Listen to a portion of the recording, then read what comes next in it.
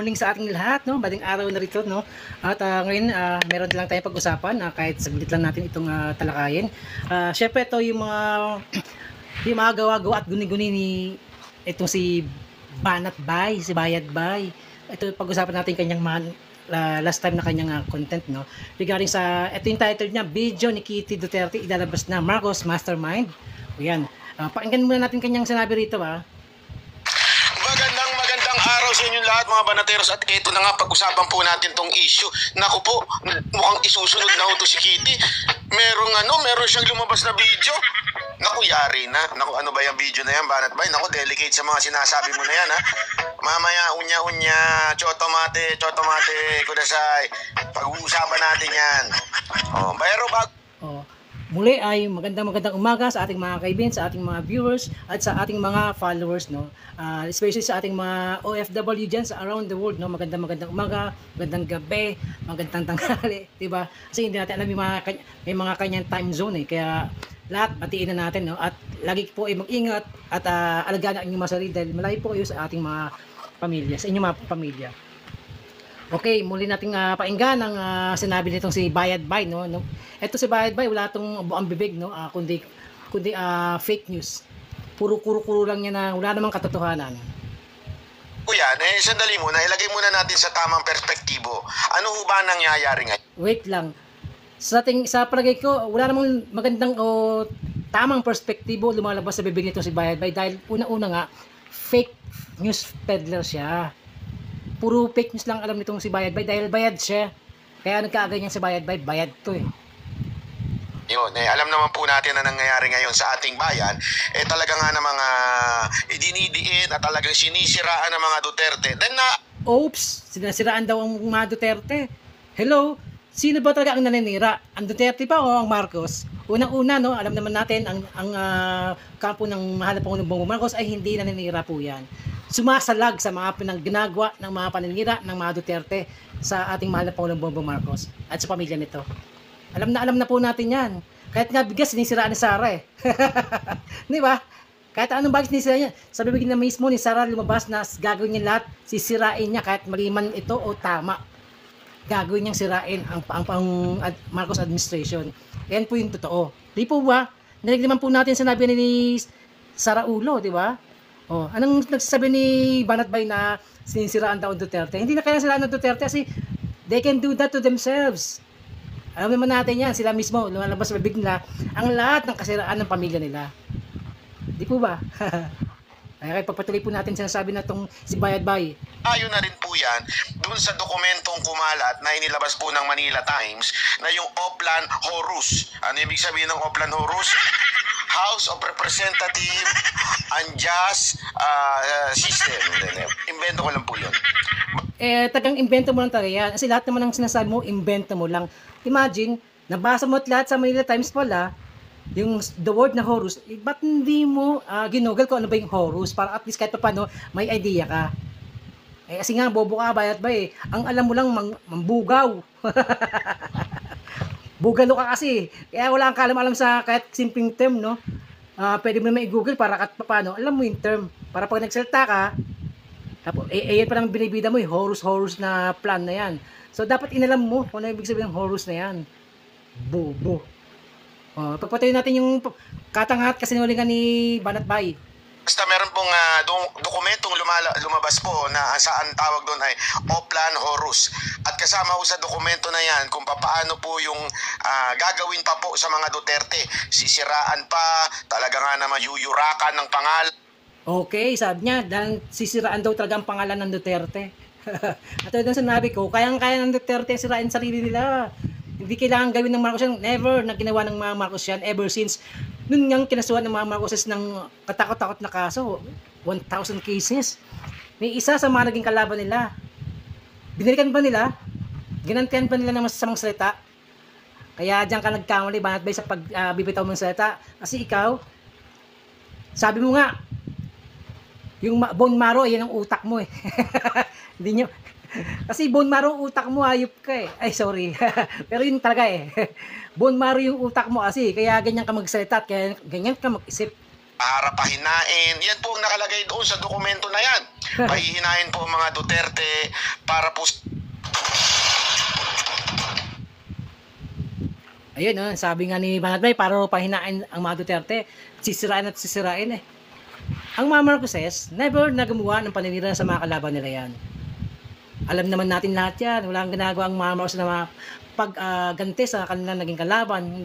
Pinapatawad na nga nila agad-agad eh, yung mga kalaban nila. Hindi nga sila gumaganti o nag-counter yung counter no, yung case no sa mga naging kalaban nila. Kahit mali yung mga paratang sa nila, hindi sila nag-counter case no. Hindi sila nag-kontra-demanda. Never. Kumbaga tinanggap nila kasi alam naman na sa sarili nila na sila yung tama at sila ay sinisiraan lamang. At it's too much para gantihan pa nila yung mga kalaban nila. Kasi unang-una, napa-blessed na ng mga Marcoses. Napaayaman. Kaya nga na sila gumagawa ng kabutin sa mga Pilipino, sa ating bansang Pilipinas, para kahit paano maibsan yung dinaramdam ng mga Pilipino dahil sa nangyaring after ng Marcos regime noon, noong 1986. Wala na ang Pilipinas. Tagang sabi nga ni President Marcos noon, after 20 years ang Pilipinas mahirap na, babaksak na, which is true naman, no? True enough na nangyari naman talaga yun. So humina ang ating lakas, sa sandatang lakas, no? Kaya tayo ay binubuli na lang ng ating mga kapitbahay, especially itong China, binubuli-buli na lang tayo. Tagang pinipit agawin ng ating mga soberenya, yung ating mga kapuluan. Ganyan tayo kung buli-buli na ibang bansa, especially ng China. Mula nang mawala ang Marcoses. Dahil siyempre, no, ang nangyari, pinahina ng mga nagdaang presidente ang ating sandatahang lakas. Hindi na na-upgrade. Pero pinipit pa natin ipaglaban. Kaya sa administrasyon ng ating mahal na Pangulong Bongbong Marcos ay taga namang pinipit natin ipaglaban yung ating karapatan bilang isang sovereign country na hindi natin ipamimigay ni isang pulgada o inch ng ating lupain o within our sovereign rights, no? Kaya ito si Banat Bay, isa to sa mga tutuloy nating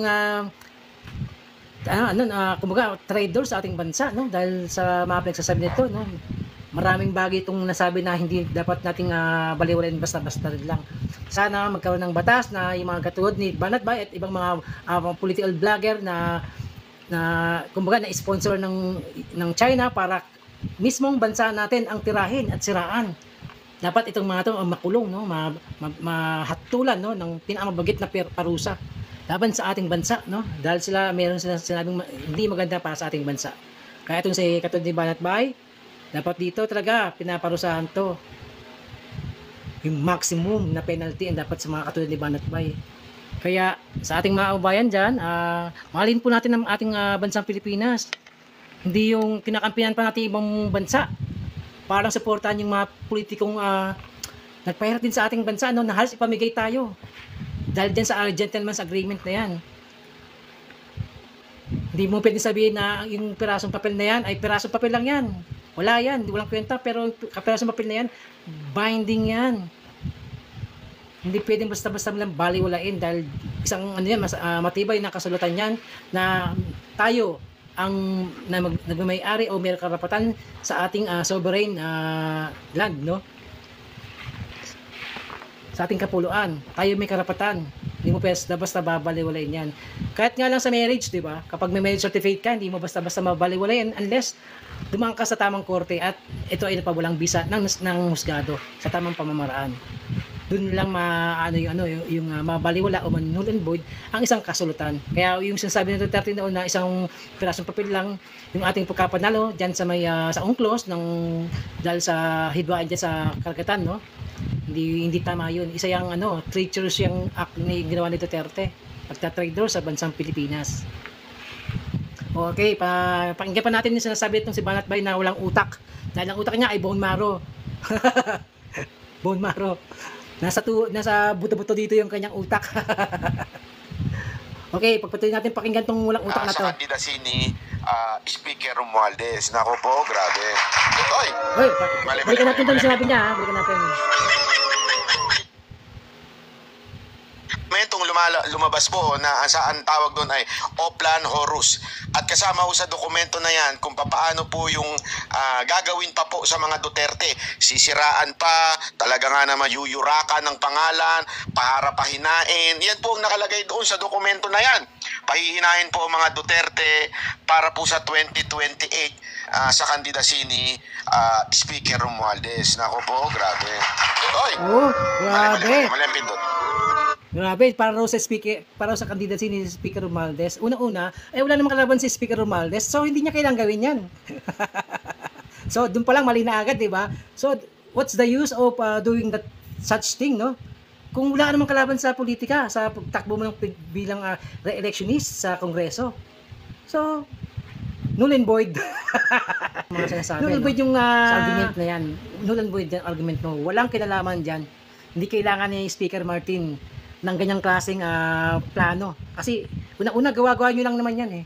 Kayo rin nagplano, tapos ibibintang nyo sa iba. Kung baka isusubo nyo, yung ginawa nyo, isusubo nyo sa ibang bunganga para sabihin na yun ay kontrabida at kayo nakabida. O sige, kayo nakabida. Sa pag-umuha mo pa lang, hindi ka mapagkakamalang bida. Alam na kontrabida ka. Yun lang yun, di ba? So there's no use na gawin ni Speaker Martin Romualdez yan kung wala siya kalaban sa politika. Lahat ng mga nakikita ninyo at makikita pa lang ninyo at yung mga lumabas na sa news at lalabas pa lang sa news, walang ibang tema yun kung hindi pabagsakin ng mga Duterte. Siraan ng mga Duterte. O diba? Pa ito sila Madam Auring, at si Jojo Aquin, sila Nostradamus, at si Babanga, no? Imagine mo, sa magdaraan daw diba? Chismis lang eh.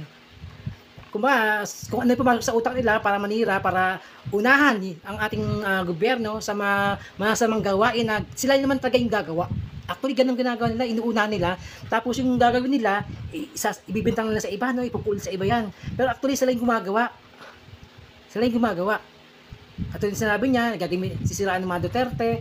Una-una, hindi kailangan siraan ng Duterte. Sirang-siraan na sila dahil yung ginagawa nila noon, yun yung ngayon. Consequence ng kanilang nangyari sa ginawa nila before, especially dyan sa EJK.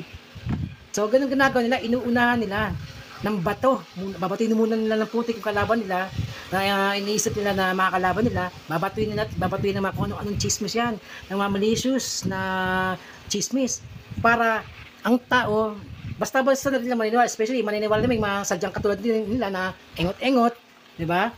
Tapos, hanggang sa paniniwalaan nila yan. Kasi idol nila yung German na propagandist na si Joseph Goebbels eh.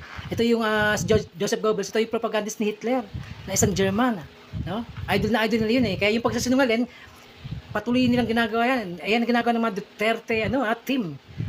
Batuin ng mga malicious chismis ang mga kalaban nila, paratangan, habang ito naman tangang ginagawa nila. Sila yung gumagawa. Tapos bibato na sa para magmukhang sila yung bida at ito yung kontrabida niya yung mga pinaparatangan nila. Ganang ginagawa nila ng mga Duterte even before wala pa sila sa national political arena, no. Ganyan na sila ginagawa ni Duterte, ng mga Duterte. Kaya si Banat Bay, yung pagsasabi ito, kalokohan na lang to. Duterte. Kaya kasi bayad siya, bayad. Title ngayon, mga kababayan, ay si Kitty. May iskandalo. Naku po. Kasi sa tingin ko kasi una, di ba, ang target lang nila si Pangulong. Una-una, si Kitty talaga may iskandalo. Lumabas na nga yan eh. Wake and bake. Ayun, no, nagdadamo pala. Sa bagay, mana-mana lang yan. As pamilya, mga drogista talaga eh.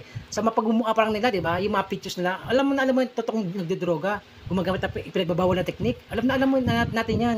Sa paggupit pa lang, sa itsura ng mukha. Alam naman natin yung mga gumagamit. Huwag nyo nang itanggi yan. Alam na natin yan. Tapos ibibintang lang sa iba yan. Ibibintang nila. Ganun ginagawa nila. Dinudumihan nila yung ibang tao samantalang sila yung putik na sa kamay nila mas marami. Di ba? Alam na natin yung style ng Duterte. Sabi na nga ng Duterte, nagtatanim siya talaga ng mga ganyan, no? Mga kasiraan ng chismis, gagawa ng chismis. Paninira, which is ginagawa ng mga Duterte talaga. Itong si Sara, di ba? Walang buang bibig kundi ang manira sa ating sa kasalukuyang administrasyon sa ating mahal na Pangulong Bongbong Marcos.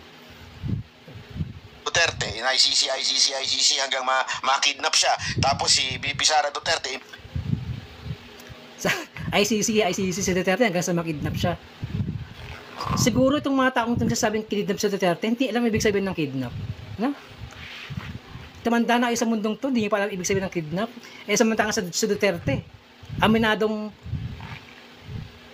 makukulong siya. Siya pa nga nag-invite dyan. Actually, siya nag-invite dyan eh. Kaya Di ba sabi niya, baka mamatay na siya, hindi pa siya nabibisita ng ICC. O yan, bisita siya. Ano to, it's wish granted yan. So, walang pagkidnap na nangyayari dahil una-una may warrant of arrest. Pag sinabing pagkidnap, yung unaware yung tao na siya ay dadalhin sa kung saang lupalop ng mundo. Di ba? Ayun yung pagkidnap, yung unaware. Hindi nyo na kasi matanggap yung mga kasalanan nyo, nagbabalikan sa inyo. Yun lang yun. Oh, hanggang dito lang, naantok na ako. Total naman, wala namang sense ng sinasabi ni Banat Bay. Wala kakento-kenta, magkukontent din lang naman, puro kabobohan. Maraming pong salamat sa inyo. Hindi ko na pagtagalin tong aking content. Naantok na kasi ako, meron pa akong lakad bukas, maaga rin. Maraming pong salamat at love you all. Kahit kayo ay ibang kulay. Kasi isa rin kayo sa nagbibigay sa akin ng at least kahit pa paano pag-usap tayo rito na napapakinggan nyo yung opinions ko. At kayo rin yung mga nag-message dyan. Okay lang yun. Ganun talaga ang buhay, no? Hindi man lahat ay magkakasundo. Diba? Ganun pa man, maraming salamat sa ating mga kabayan, sa lahat ng nakinig, lahat ng nag-likes, lahat na. Maraming salamat po sa inyo. Love you all. Peace po.